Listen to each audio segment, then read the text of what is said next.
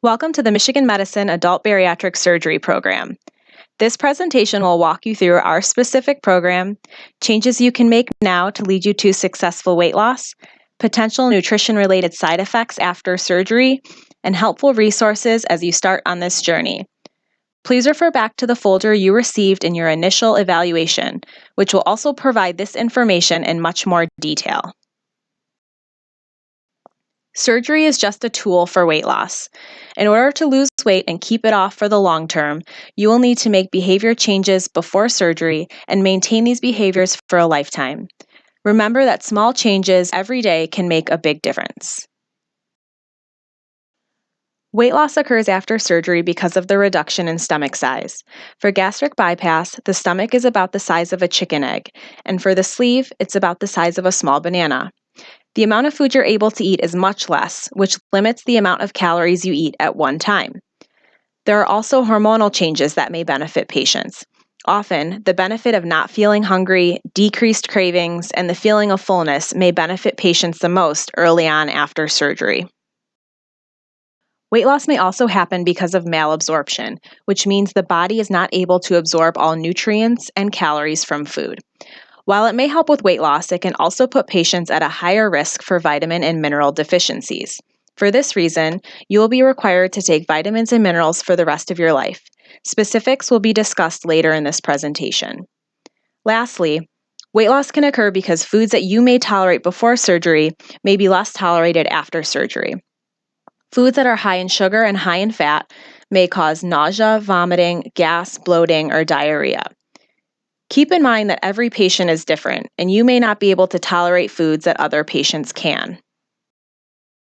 Every patient experiences different side effects after surgery.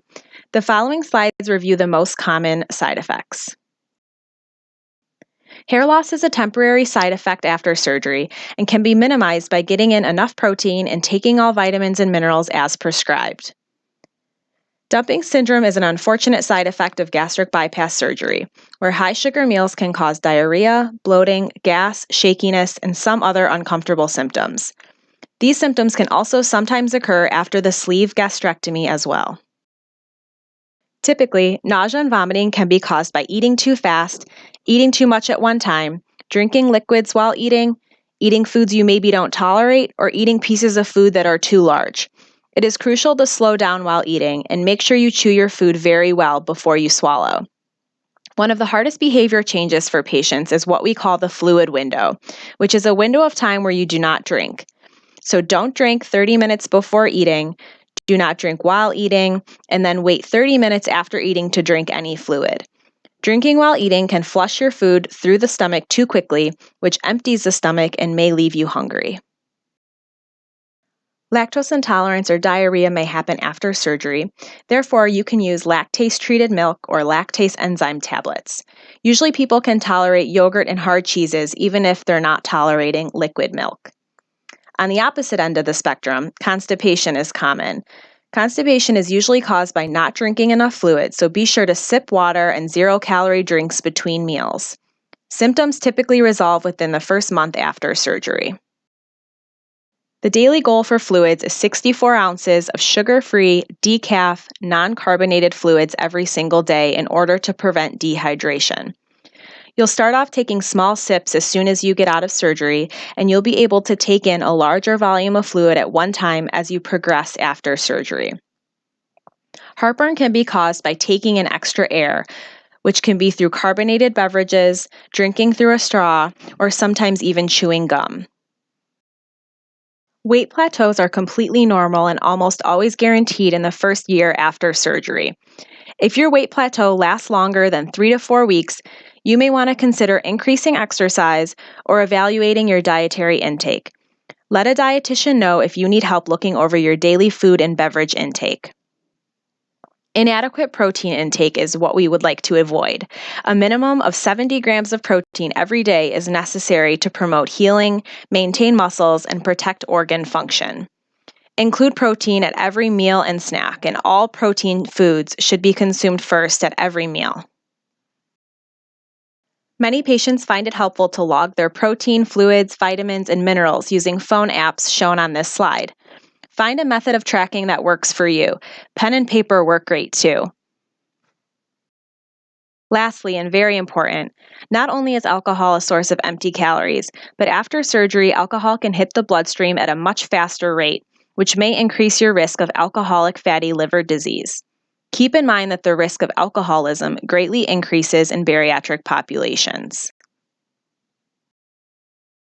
The following slides will go over changes to start making today.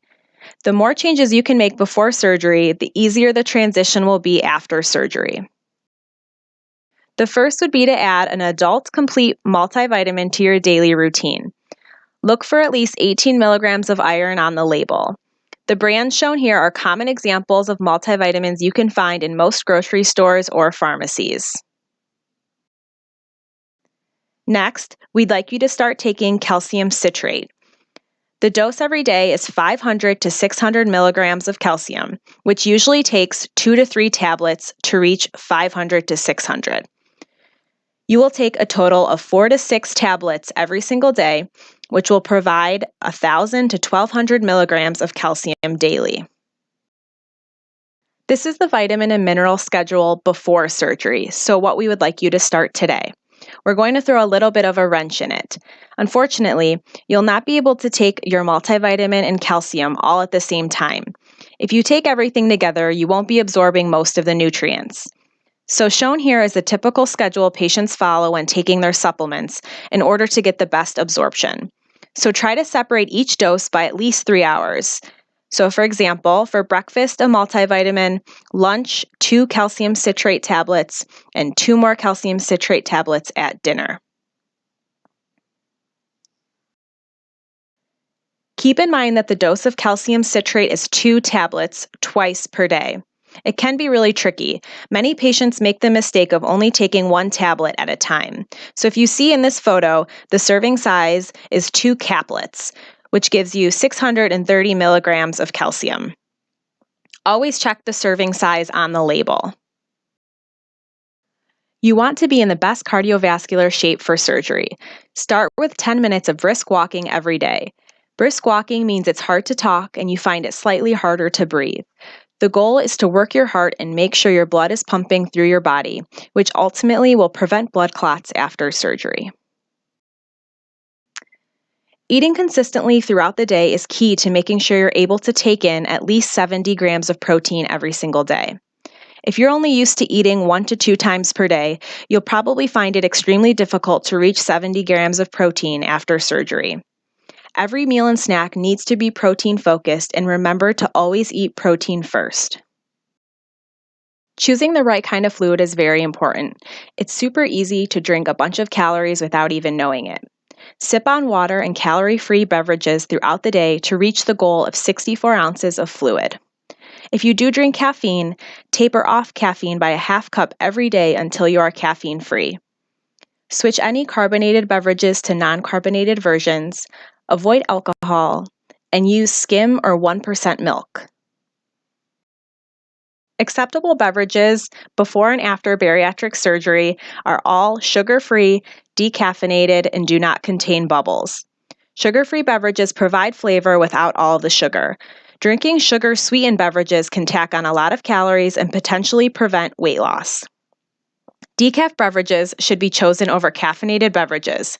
Caffeine is considered a stimulant, which may heighten your focus on food or food cravings. Non-carbonated beverages, so soda, sparkling water, and fizzy drinks, they all have air bubbles that may increase the pressure in the stomach after surgery and cause heartburn. Here are examples of popular beverages that are all bariatric friendly, and some you may recognize from the grocery store. They are all sugar-free, decaffeinated, and contain 0 bubbles or carbonation. Starting today, there are some foods you will want to start to limit and avoid. High-fat, high-sugar foods should be avoided for the lifetime as they do not provide a lot of nutrition and may cause weight regain. Bread, rice, and pasta are all known as filler foods that can make you feel overly full and potentially cause stomach pain after surgery. Also, if you fill up on bread, rice, and pasta, it will be difficult to reach the 70 grams of protein every day if you're full from these products. This also includes crackers, pretzels, wraps, English muffins, cereal, and tortillas. Any of those grain-based products you will want to avoid. Finally, before surgery, you will be placed on a 2 or 4 week pre-surgery diet that consists of protein shakes, yogurt, pudding, and some raw vegetables. You will learn more about this diet when you're scheduled for surgery. These 3 protein products shown here are the only 3 products that are acceptable for the pre-surgery diet. It would be in your best interest to purchase 1 or 2 or even all of these protein powders today and start building them into your daily routine as meal replacements or snacks. For example, if you typically don't eat breakfast, grabbing one of these shakes on your way out of the door will help you get an easy 20 to 30 grams of protein to start the day. About 1 month before surgery, you will take a pre-surgical nutrition class that will discuss the pre-surgery diet in full detail. After surgery, we will lead you through each diet transition as your stomach heals. As you see in this image above, after surgery, your diet starts with clear liquids in the hospital, full liquids, pureed diet, soft diet, and then finally the regular bariatric diet for life. This is a photo of a bariatric plate after surgery and what your plate should start to look like today. Notice that protein takes up the majority of the plate, vegetables second, and a small sliver of space for starches. On the right is a small plate for fruit, which should be limited to 1 to 2 servings per day. Each food group has examples of smart choices. This photo can also be found listed in your new patient folder. Our bariatric program offers great resources to help you reach your weight loss goals. If you ever experience hip, knee, back, or any type of pain while moving, it might be beneficial to meet with a personal trainer who can show you exercises that will improve your health and hopefully avoid pain. The Weight Management Conditioning Program offers workouts with personal trainers who specialize working with bariatric patients. The Hunger Within Workshop is a helpful program for patients who deal with emotional eating and can help with lifelong weight management. The Hunger Within helps to take the focus off food and guides patients through an intense 12-week course to help with eating behaviors. This group therapy session can be joined before or after surgery. Keep in mind that some insurance companies cover the Hunger Within as a group therapy, making it a very affordable benefit for you. Canvas is an online platform we use to connect with our patients. We post bariatric-friendly recipes, monthly newsletters, support group schedules, and program announcements. There is also a chat room that allows patients to interact with one another. For Canvas access, you will need to sign a consent form and set up a username and password. Canvas also has a phone app, which makes it quick and easy to connect. If you ever have questions about vitamins, minerals, protein supplements, nutrition, or any food-related question, please do not hesitate to reach out to any program dietitian. One way to reach a dietitian would be through the main line at the Taubman Center, which is circled here in red. Another way to reach a program dietitian would be through the online portal myufmhealth.org. Here, you can message any one of the dietitians and we all will be able to respond to your questions or concerns. Important, do not use the portal for urgent medical matters. For urgent matters, please call 911 or your physician's office immediately. This presentation is also available online at our Canvas site. Please refer back to this presentation after you leave here today and share it with family or friends who are interested in learning more about bariatric surgery. All this information is also in your new patient folder that you received at your initial evaluation.